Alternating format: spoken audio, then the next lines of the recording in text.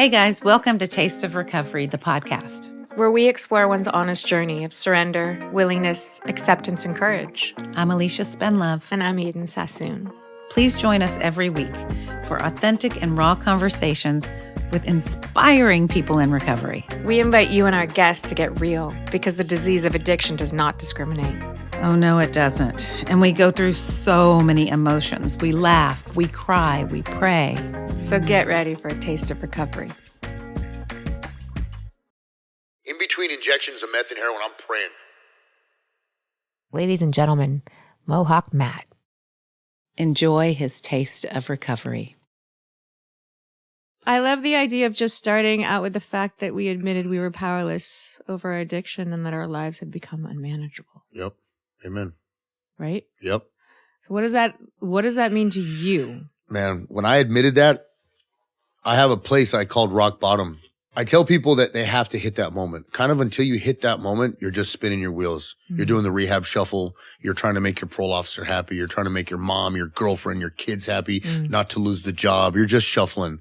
There has to come a distinctive moment where it's like you and God in a dark room and you make a choice to say, I can't do this. I'm giving up. Here's the flag. What the fuck do you want me to do? I had that moment so dark that, my mom moved us from the valley. I was living in Mission Hills. And she moved up to Santa Cruz because I got her house that she just remodeled after the 93 earthquake. Remember that earthquake? Yeah. My mom had the home remodeled. Beautiful. As soon as it was done, I was involved in some gang stuff in the valley and her house was shot up. Like I'm talking like a South Central drive-by. Ooh. So she moved us, I go to jail and she moved us up to Santa Cruz and bought this nice $1 million 5-bedroom home on a hill. Really nice area. And when I came home from prison, I had such PTSD from prison that I stayed locked. I turned the room into a cell and I proceeded to have girls brought over for when I needed the company of a woman and I had, drugs dropped off or delivered. I'd sneak out and get drugs and come back and I, kind of like deprogrammed myself from having PTSD from prison to being just a drug monster. There's a lot of stuff that happened in between here, but like to get to the point of rock bottom, imagine this room when I tear it down. The paint, the drywall's gone. There's holes in the wall. There's graffiti on everything. I have graffiti this room, out of the room, into the hallway, to the upstairs landing, to the top of the staircase. I swung from her chandelier off the second stair around and snapped the center. I mean, I did every animalistic thing you could do on meth. The carpet was filthy. I was sleeping on a mattress that was soiled with filth, like sweat, probably pee, probably like me from masturbating, watching porn on meth. And a pile, I didn't have any sheets or a bed. I had a pile of semi-clean, maybe dirty laundry that I rolled up next to. And when I did, there was no falling asleep and waking up. That's what people do normally. I would pass out and then come to against this pile of laundry. And the room was dark. There was a monitor, like a 14-inch monitor on a little rolling table with a DVD player, stacks of porn. The only thing I would watch was porn. I was on meth. And, there was a little candle, teacup candle burning on a nightstand that was destroyed. And I had been doing this meth, I don't know, a couple years out of prison. And over the years, meth has grown worse and stronger and worse for your brain. Now it's like basically, when I stopped, I called it schizophrenia. I was literally injecting schizophrenia. And, I remember there was about a 2-week period where I started to realize I can't do this anymore. Up until that last moment was about 2 weeks where I'm fighting my parents. I've punched my dad from behind because my brain had me thinking he's having sex with my girlfriend who's in the state of Pennsylvania. She's not even on our seaboard. But my brain has me believing these scenarios. I'm seeing shadows and I think my dad's sneaking my girlfriend in and out of his room. My mom's a therapist, so I assume she's playing some therapeutic game involving my life, like The Truman Show. Have you ever seen that movie? Yes. Where they turn his life into a reality show? I thought that was happening. And for about a 2-week mark before I stopped, I remember realizing I hit my dad with an alarm clock. I punched him from behind when he's just trying to get some peace on his own couch. I hit him as hard as I could with an electric digital alarm clock from the 90s. And the look on his face when he turned around was, every emotion a father could go through went through his face as he turned around, holding blood coming out of his head, looking at his son. Anger, fear, resentment, aggression, just hurt, letdown, everything a man can go through to realize his son just punched him. And he yelled at me. I go back up the room and I get on my knees and I start praying. I'm Christian, but I also believe in my Viking ancestry. So I'm praying to Odin and I'm praying to Jesus. Yes. One of you motherfuckers help me. I can't do this anymore. This is insane. I'm killing myself. I'm shooting up probably 2 grams of meth and then mix it in with probably about a half gram or a gram of heroin to get myself to go to sleep. And I start praying for 2 weeks. Mind you, in this 2 weeks, I'm going nuts. I'm shooting a lot of dope, increasingly raising my limits of dope. I'm watching porn. At this stage, when I do drugs, I'll probably watch a couple hours of porn and then I hit the streets to be violent. I was one of the most violent people on meth. I will walk into Walmart, walk out with the TV and dare them to stop me. And I had no fear. So for that 2 week period, that continued. And then I finally hit this one day after praying. And I'm telling you, I'm praying in between injections of meth and heroin. I'm praying, God, Jesus, Odin, please. I don't know how to stop it. Obviously I'm letting you know I can't stop myself. And for some reason, it seemed like the drugs just never ended. I never had to go out. It was weird because I never had to go out and re-up at this point. They were just there. I'd sneak out in the night, go terrorize people, come back home, do more drugs. Watch porn during the day, sneak out at night, and terrorize the city of Santa Clarita. And I'm praying in between all these shots. I'm doing 3 or 4 shots of extreme amounts of meth that probably would kill a normal person. But in between these shots, I'm praying, Jesus, Odin, please. I don't know how to do this. You're both, I don't know who you are. I know a little bit about both of you. I believe in you both. Take this from me. Well, on about the 2 week mark, maybe the 17th or 16th day, somewhere about 2 week mark, I remember coming to on this filthy pile of laundry.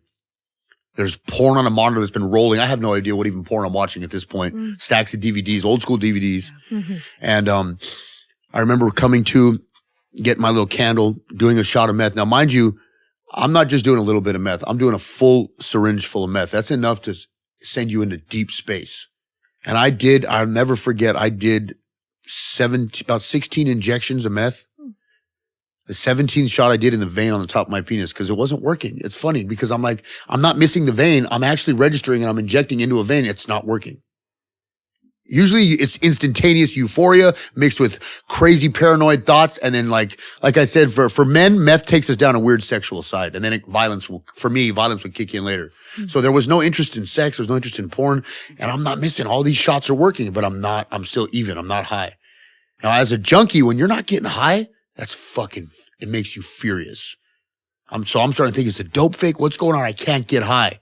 So I did the 17th shot in the vein on my penis. It worked.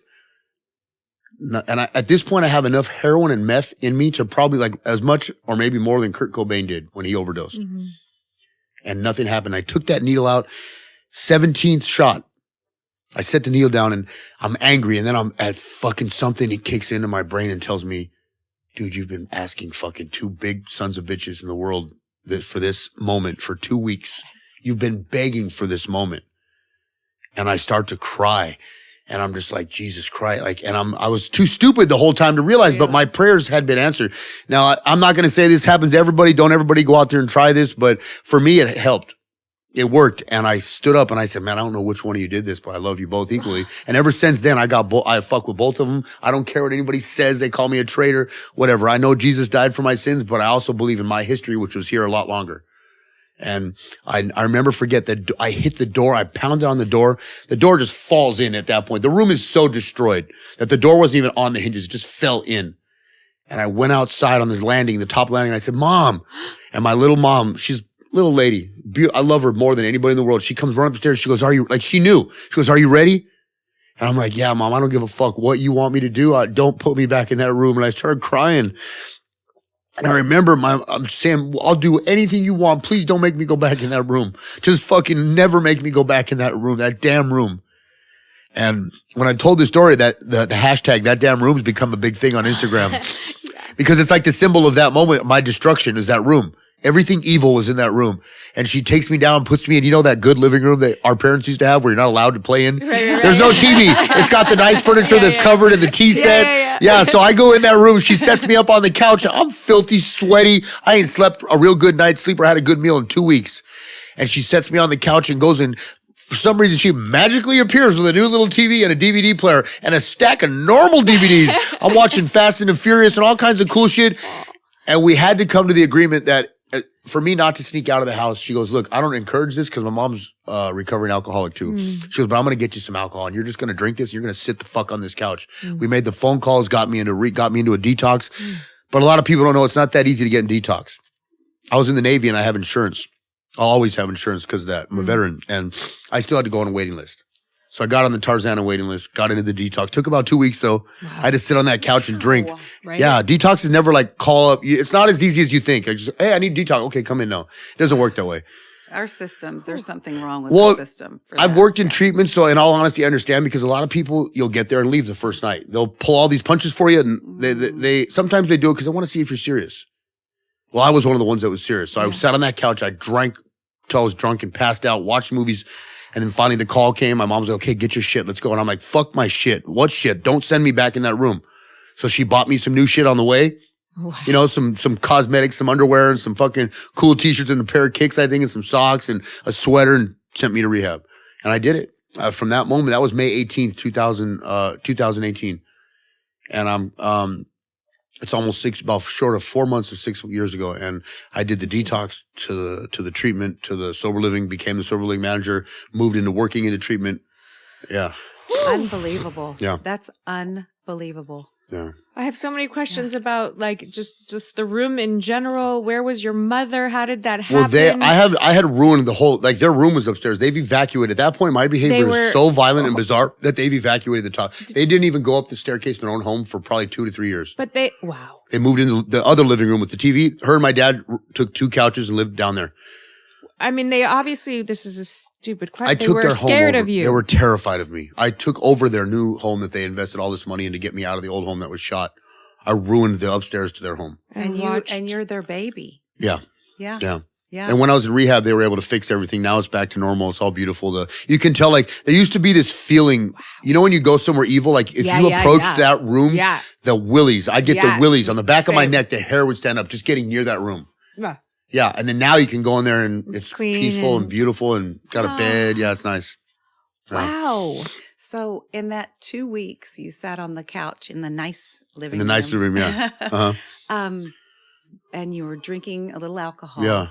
What was but you knew you were done with drugs. What was going through your head? Nothing. I just wanted to get to the next step. I wanted to start. I wanted to get on whatever I got to do to get back to a normal life and remember who I was, because I have completely abandoned or forgot who I was at that point. You know? That's interesting. So one, who were you? And two, were you still praying when you were in the nice living room? Yeah, I was. I mean, a little bit. I know that it wasn't like that because I wasn't desperate to like need help, but I still, ever since then, I've stayed in contact with both those people, and I talk to both of them all the time. Mm-hmm. Yeah. Mm-hmm. And who were you trying to get back to? Me. I want to get back to me. Find out who I was. I had lost every interest in a girl at that point, or there was like my friends had all isolated me. But now, as longer I've gotten sober, all my friends have come back, my real friends, and I've got new ones now, and it's cool. Do you believe that your higher power created you, you know, in the likeliness of, and that you were born as this perfect vessel? Yeah, I think we're all created like that. We make choices along the way. That's the whole point of free will. Right. Yeah. Absolutely. Yeah. So I'm just wondering, at what point did you veer off and started? Well, I don't know. I think when I was a kid, my parents raised me right. I don't have the story that I grew up in the hood. I grew up in Mission Hills and Sun Valley. Mission Hills was like a middle class white section of the San Fernando Valley, and I grew up. I went to an all Mexican elementary school in San Fernando, and I kind of got drawn into graffiti really young. Graffiti is where my path started. It's not really graffiti is still to this day. I don't consider it a bad thing. It just is. It just is. It's graffiti. So we're writing on the walls, big deal. But over the years, it evolved into like graffiti turned into gangs. Right. I lost playing sports because of that. Gangs turns into drug use and selling drugs, and then violent behavior. And then there's consequences with jail. And then when you go to jail, then things change. You also have to, racism comes into play. And then there's joining different groups. Your gangs change levels when you get to jail. So it's like, it's a stepping stone of hierarchy that you have to go through. So it was a definite road. It was a road. And I can honestly say it started with graffiti, yet I love graffiti because graffiti is that one place. Like if I close my eyes, if there's ever a place I want to get back to, it's the 405 at midnight with a backpack of spray cans. I can still smell Krylon. I can smell Krylon spray paint as I'm running up and down the 405 from Devonshire to Nordhoff and just writing my name. It was innocent. It was simple. Yeah, so what? They had to pay some paint to get over it. But for the most part, we weren't hurting nobody. But you found freedom. For me, that was freedom. It was the San Fernando Valley streets after midnight and some spray paint. Yeah. Do you work with kids or people in recovery as far as graffiti and finding the freedom in their art? Or I do, but you have to, Well, recovery kind of shies away from anything illegal. So you have, because it's like part of our steps and our Good principle. point. So I try to I keep this over here and that over there. God, interesting. I have to, yeah. Interesting. I can't encourage someone to graffiti.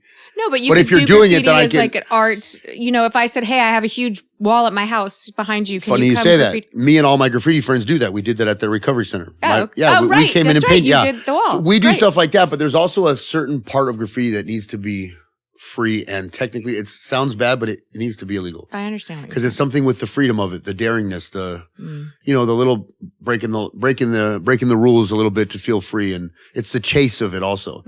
The more they legalize it, the more it takes away the edge. There has to be a slight edge to that, I think. Okay, back to recovery. What you just shared with us, your mother. So you and your mother, do you work closely together now? Or what's your my mom's relationship? my best friend. She is. I lost 19 years to prison, so I make it an effort to hang out with her every day. I don't give a fuck. I don't care what any girl says. I don't care what any of the homies say. And my mom knows all my friends too, because my mom was always that mom that had the homies over at her house, made them food, got them clothes, took care of them. So 19 years to prison. Yeah. What does that feel like? It's horrible. It's three different. So there was 3 different terms I did. Never home longer than 6 months in between each one. First was like 3 years and some change. Home for maybe 3 or 4 months. Back for 3 years and 8 months. Home for 98 days. On the 98th day, I did just short of 13 years. So in a 19 years period, I was never home for a total of 6.5 months. And that was it. Are you an only child? No, I got a brother. Okay. Yeah. My parents own a restaurant in Simi Valley. My brother runs the restaurant. Okay. Yeah. And he didn't go to prison? No, he was from my tagging crew. He got involved a little bit, but he was smart enough to realize where to pull the brake. And you know what I mean? Like smoking a joint was pretty extreme for him. Maybe a line of coke once in his life, and that was where he called it a wrap. He's a normie, you know? He's a normie. Yeah, he's a normie. Yeah. How many years were you doing drugs before you? That's a funny question. People laugh at me when they hear this because I was such an extreme at the end. I didn't try drugs until I was 21 years of age. I've never smoked marijuana. I mean, I think I tried it once. I didn't like it. Didn't drink beer growing up. Cigarettes, nope. The first thing I ever tried was I got kind of peer pressure to try and crack cocaine in the 90s, which was extremely bad back then. I went from nothing, a straight edge kid playing sports, juggling gangs and a sports almost professional career, to smoking crack, and it was done right there. Within a 1 year time of smoking my first hit of crack, I was a drug dealer. I lost 2 Cadillacs, all my guns, lost my drug dealing business. I lost the respect of all my friends. Yeah. And to get off crack later, I had the bright idea of letting my friend introduce me to injecting crystal meth. It's a whole other, fucking roller coaster right there. I mean, that's a big message to kids. Yeah. Well, especially today with as bad as drugs are. I can't relate to what's going on today. I tell people this all the time. It's insane. What's happening and I'm seeing is just, the behavior is crazy, let alone the type of drugs. So like, I don't even know what to say to people that are doing that shit. I feel really old because like the cocaine, the marijuana, meth, heroin, there's not even heroin or cocaine left from what I'm hearing. Like it's all fentanyl. And it's so dangerous that you're dying on your second hit. I don't even understand why people are even trying it. Right. Yeah.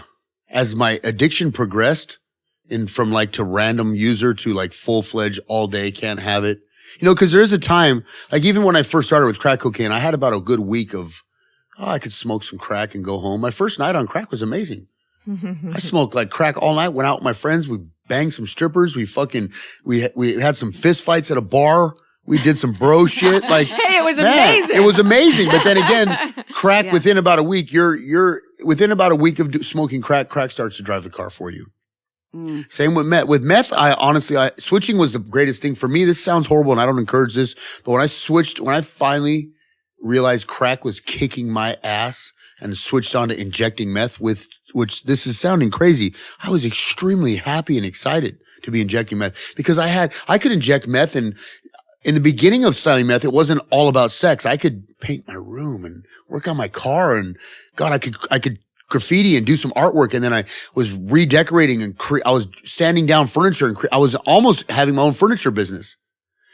And that within about a year, that gave me about a year of fun times before it's okay, meth, shot of meth, sex with a woman or some watching porn, and then violence after that. So each drug has its own little journey it takes you on. Heroin, I wasn't really I was like what they call a halftime heroin user. I only did heroin when I had been awake too long on meth and I was going nuts. I knew I had to do some heroin to stop. So So like most of us, you're very much a miracle to be alive. Yeah, fuck yeah. I've done shots of meth and heroin that shit, like I said, more than Kurt Cobain. I've read his diary, so I know what he did. So what does that mean to you? I'm here for a reason. Obviously I couldn't, I'm one of those dudes that a few times I never told many people, but I was trying to overdose and I couldn't die.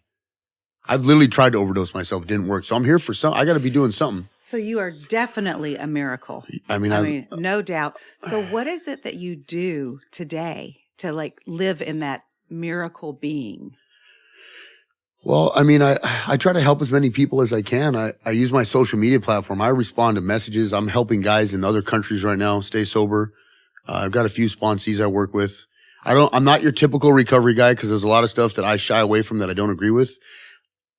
And I tell people that. And, but believe it or not, people are like sometimes lining up to talk to me. So let's go into what recovery looks like to you. Like really, how did that happen? Well, we know how it happened, but then what does that I met Garrett. I knew Garrett for a while. Garrett's my sponsor. Yeah. He in and out of prison with him, without him. He's a great, solid dude. Love to be on. So for our listeners, Garrett has been on our show. Yes. He's my sponsor and my brother, man. I fucking love him. And I'm here right now because of him. Mm-hmm. When I was ready and done fighting, I hooked up with Garrett because I recommend you, if you're new, you want to get with somebody who's got what you want, or you want to get with somebody who's like you. Mm-hmm. Don't try to get the housewife if you were the hooker, because those two can't really help each other. And I don't care what people are going to say. There's a lot of stuff like I need to be with somebody who's like me, who's going to call me on my shit. Someone who's got the same type of problems and weirdness as I do. Mm. And that's where me and Garrett come in. We were both prison guys, white guys. You know what I mean? We've been through some shit. We both did the same drugs. We both have the same, I guess you'd say it sounds bad, but like, overcaring, codependent moms that took care of us, that we were mama's boys. Mm-hmm. He says something at the meetings I love. Behind every gangster is a mama's boy. Behind every gangster is a fucking mama's boy. And that was us. And, and so I just have to say, thank God for that. Yeah. Thank God. Yeah. Yeah. Thank you guys for raising guys like us. You know, it's funny because we could have been gang members and bad people, but everything our moms taught us, we brought to the prison systems. We were polite. We were respectful. Yeah. A lot of that stuff we got taught by moms, it stays with us. Yeah. So I got with Garrett and I started doing my steps. I did my first set of steps, and every year since then, I kind of redo them. Right now I'm on, I think, my 4th round. So my question, when you say you did your steps, and I know there's different literature, did you do AA, NA? I did AA steps, NA steps, then I did my AA steps again, and right now I'm on my NA steps. Amazing. I piggyback. You go back. Because I go to both problems. I'm not an alcoholic, but I use drugs alcoholically. Yeah. But I do my steps, and I reach out for 3.5 years of my sobriety. Mind you, I'm coming up on 6. For the first 3.5 years, I'm eating every day, sometimes twice a day. I had commitments. Sometimes 2 a week. I was pick up your cigarette butts. Thank God there's vaping now. But man, I picked up cigarette butts in a can. I did coffee. I did brought creamer. I was the door greeter. I've done all those fucking things. I would read. I do the readings. I would do every event, whether there's a barbecue, a fucking Valentine's thing, a Memorial Day barbecue, a convention. I did all that shit. We traveled to the conventions. And at 3.5 years, I finally started to realize I don't like some of this stuff. I fine-tuned my program. This works for me. I'm going to leave some of this stuff over here, but I use a lot of this stuff daily. But you had to surrender and accept. And when you became willing, you were very willing to do whatever. Yeah, just like I told my mom, I told Garrett, okay, what do you want me to do? And that's why I had all that shit. I don't want to do none of that shit. I hate all that shit. Garrett said, hey, you need a commitment. You need 3 commitments this week. Yeah, you want me to pick up cigarette butts? Fuck, man, I don't want to do that shit. But I did it but it kept me sober. Mm-hmm. You know, you can't fight the system in the beginning, and I don't encourage fighting the system, but there are some things that as you grow older in your own growth and in your sobriety that you might not agree with in the program. And I'm one of those people, and it bothers some people, but I frankly don't care because I do what works for me. Yes. You know what I mean? And it does work. And so go more into that. So those that are listening that maybe feel the same way you do. Well, there's a lot of things with, okay, this is touchy, but I'm going to say it. And I say it with a good heart, with courage and a good heart. Mm-hmm. There's this policy they have called love and tolerance. I don't agree with that at all. 100% against it. I don't agree with some of that shit. And if there's a lot of people I bumped into in the program that are shitty people sober. Yeah. Horrible people cheating on their wives, people doing insurance fraud at work, but yet you sit at the podium and spill this bullshit for an hour. Man, I don't want to hear that shit. I know you. I know what you're doing. So like I've learned I don't like a lot of that stuff, so I've kind of stopped going to meetings for a while. Yeah. But believe it or not, my sobriety is strong, and I help people using social media more than most. I grind. I do podcast after podcast. Yeah. My platform is known for being sober. Yep. I have a group of guys that I use. I just don't go to the rooms anymore. And here's the other thing. A lot of times in the meetings, people forget that they need a personal life. And I strongly tell all my sponsees this. You have to have a personal life. In the beginning, it's good to make it kind of like what you do. But as you grow, if you don't grow outside of the rooms and with the rooms, it'll tend to become like a cult-like environment where you need to have some breath of fresh air outside of it. Because one of the biggest things I've learned is the guy at Chick-fil-A, if I robbed him, he don't give a fuck if I'm 60 days sober and I'm making amends. He's probably going to call the police on me because I robbed him. Most people don't care. In the program, I found that we all co-sign each other's shit because we're all similar. So we all get along real good, but the outside world doesn't care that we're sober because they've been staying sober. We're the minority in a group of people with an affliction. So we tend to, like, a bunch of us have our own way of doing things that doesn't necessarily transfer into the job world or the social world or the family world. It's good that we're doing these things, but you have to learn how to work in this world as well as this world. And if you don't have a social group and a good set of interaction, social skills, the way you are at the Valley Club, for instance, doesn't work when you're out in the real world at an event or at a job function. That shit's not going to fly. But you think if you live by the principles in or outside of a meeting, I mean, that works. Yeah, but a lot of people don't care about those principles because a lot of the principles have sometimes become like a safety shield for some people to hide behind their foul behavior. You know what I mean? Oh, but like someone told me once, as long as I'm honest, it's okay. No, if you're being an asshole, stop being an asshole. Just because you're honest about being an asshole doesn't mean it's good that you're being honest about it. You have to change the behavior. Action, Just because you keep admitting every week you're a newcomer or you keep admitting that you cheat on your wife, stop doing it. Right. You're not going to get people's respect. They're like, dog, this is the 6th time this week you've identified. Do you think you might want to change something you're doing? Right. Yeah, that's why I tell you, don't get a sponsor that co-signs what you're doing. A lot of people do that too. They'll grab a sponsor that co-signs what you're doing. Yeah. You need someone that's going to tell you like Garrett. Garrett said, get the fuck out of here. Don't come back to you till you got a commitment. Until you're done with your step 4, don't call me. No, we're not going to the movies this weekend, Matt. No, we're not doing nothing fun till that step 4 is done. That's your focus right now. So like a lot of people it tends to become like this circus act for some people, not for all, but for some people. And those are the people that they don't like people like me because I'm strong enough on my own that I don't need that group. I have a very strong social group. My friends have been friends since we're children. And thank God that I've changed my ways and they've all opened their doors to me again. And are the majority of them sober or normies? I have both. I have both. I have some normie friends that can have drinks and that doesn't bother me. I'm not scared of alcohol. I'm not scared of bars. I make it a point. I'm not going to be around someone using active drugs. Right. Which none of my friends do. Right. But I have friends who drink. I'm comfortable. I'm not scared of going to a bar. In fact, I have to go to bars and clubs for events all the time. I just do it. I'm around a lot of drinking. Yeah. And I have a good time being sober. Yeah. I just recently, I used to go to those things and drink energy drinks, but now I've stopped drinking those. So I'll go to a bar with them and have coffee. They always say, if you notice at a bar, there's always a coffee pot behind the bar.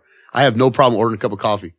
But how do you feel when someone's on like their 4th, 5th, 6th drink? Well, I know how to like slowly slide out the back at that. When people get like that, I'm like, when people get like that, I call it the Irish goodbye. I know how to be like, all of a sudden, you're like, where's Matt? Where's Mohawk? Yeah. Oh, Matt's been gone for 45 minutes. Right. But I did make the appearance and say hi. You know what? I would slide out the door when I was drinking. And then now that I'm sober, I slide out the door the same. Well, when I was getting high, I would be the guy that would slide out of your birthday dinner and go get crack. So like, I'd like to, if I could utilize it when I was doing drugs, I could definitely do it now that I'm sober. Exactly. Yeah. Exactly. Now I really respect your journey. Thank you. Yeah. Yeah. All the podcasts and all the people that you're helping. Thank you. It's really important, especially with how the world is today. And, you know, I know that for me, at first, I wasn't in AA, but I would listen to a lot of podcasts. Yeah. Even when I was drinking, I would fall asleep to the sober podcast. Yeah.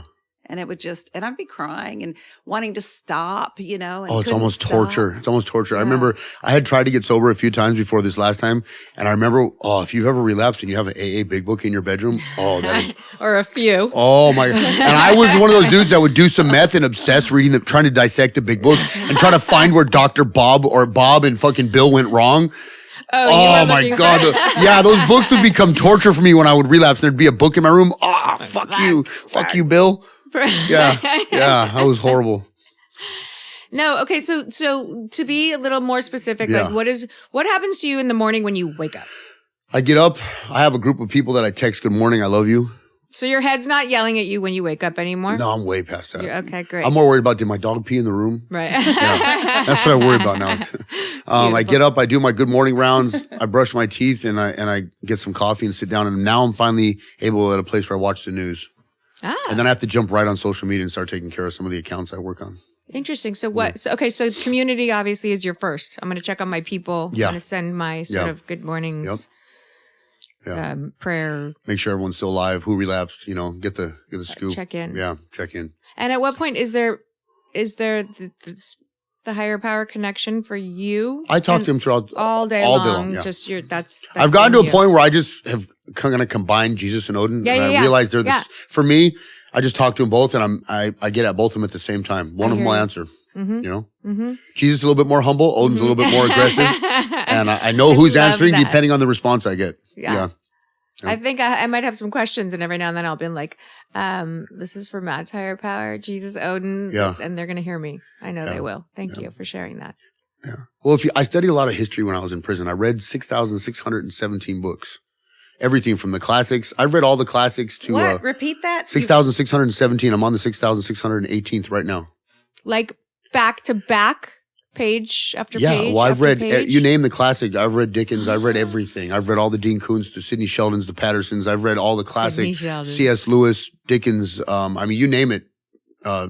Because I was actively involved in prison, I've read Jewish history, Black history, Mexican history. I read a lot of stuff. So I know, then I know warfare. I've read all the war books as well. So I know strategies. I know everything from the art of war to Frederick the Great. I know the history. I know a lot. I've studied everything.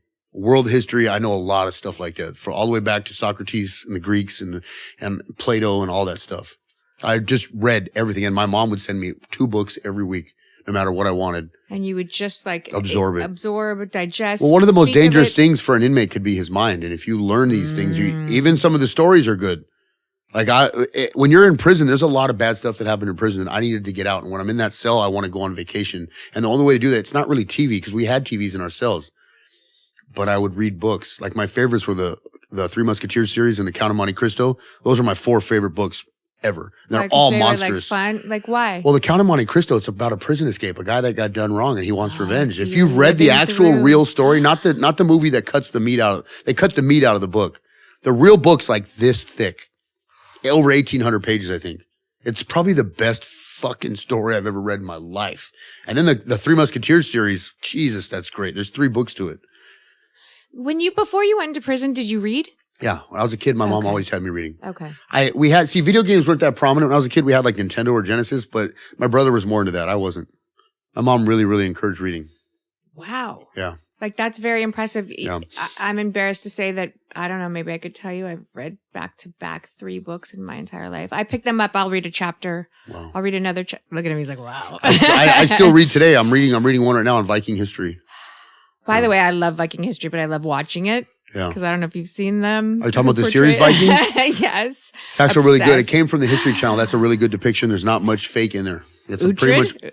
Oh, you're talking about that's The Last Kingdom. Okay, The Last Kingdom. And then the other one, what's his Vikings? name? The Vikings, yes. The blondes. Ragnar. Yes, Ragnar. Yeah. See, we might like them for different reasons, but I'm obsessed with it too. Yeah. It's really powerful. I like those shows because they're kind of legitimate to what happened. The Vikings one especially, it came from the History Channel, so it's all legitimate history. It's not Hollywoodized. And so what does that bring up in you that you resonate with so much and that you kind of will live by? And that's part of your higher power. Well, kind of like the Viking culture is like... Well, I mean, they're very aggressive. They will Yeah, but they're also keep to their word. They also help people. They also good. They had a book. Odin had a book called the Have 'em All, which is...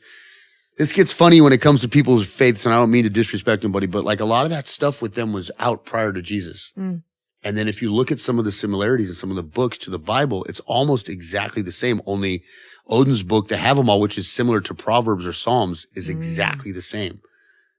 And I'm not accusing anybody of anything. I'm just saying, but I studied religions too. So there's a lot of stuff that we could go into about religion that it's not, people don't like because it raises questions. I love this. And one day I think as far as this conversation, we would love to have. Well, because you have to remember, religion is made by man and it's written by man. And it was usually used for, you need to listen to us. Right. I'm not doubting it. I'm not saying it's wrong because I believe that Jesus hung on that cross for me. And frankly, you could take the religious aspect out of it, but that motherfucker, it's a historical fact. That son of a bitch got on that cross and died for us. Right. Doesn't matter whether he was a Christian, Catholic, God's son, even if he was just Jesus, he still did that. Right. Yeah. So I believe in that. Cry. I believe in that too. Yeah.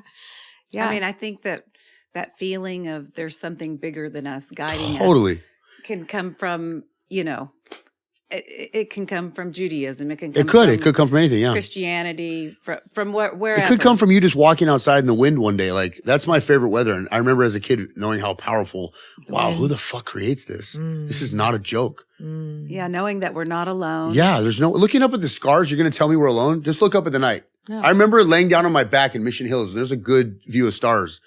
As a kid, there's no way you're going to look up and say that we're alone. There's something spiritual about me. I'm not going to entertain that shit. Yeah. All right. Yeah. See, that's interesting because I believe in that everything is created by that one thing. Call it God, call it what you want. Yeah. But source, total source. Yeah. How could you look around and think that there's someone didn't do this? We just dropped in. Yeah. The world is fucking crazy. Yeah.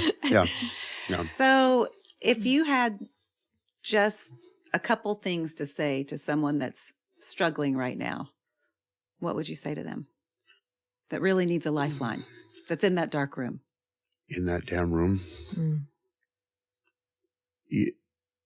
I just know that when you're ready and you're done, it'll immediately be at your door, like it was for me.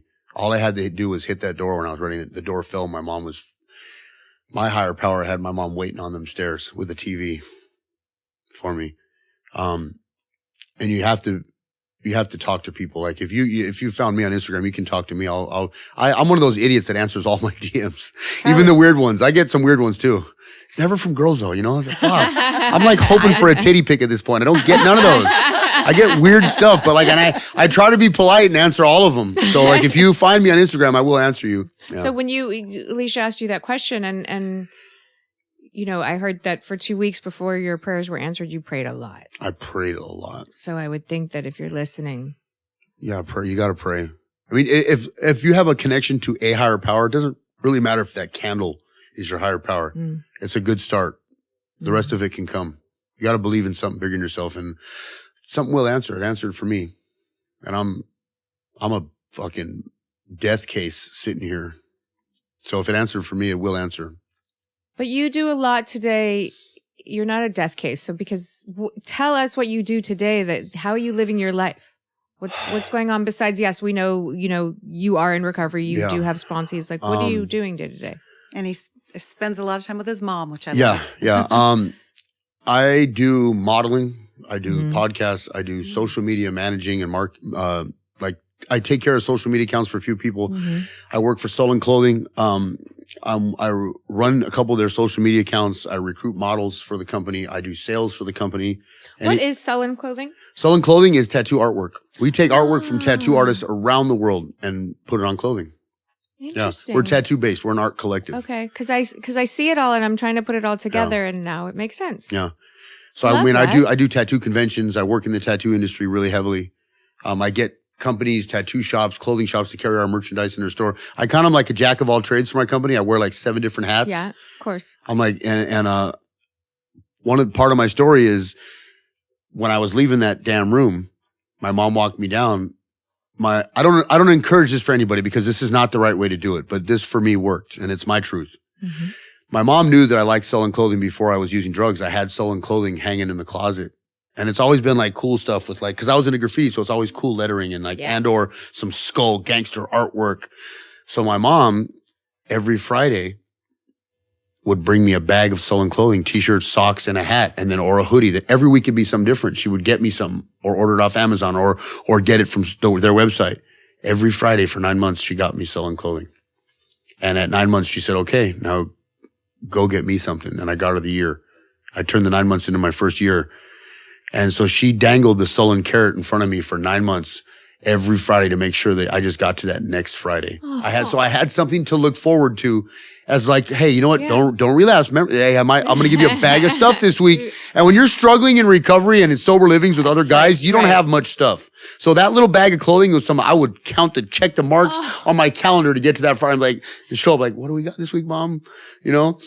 And by proxy, I bumped into the owner. I got the little logo tattooed on my face a long time ago, and I bumped into him at a convention, and we've been best friends ever since.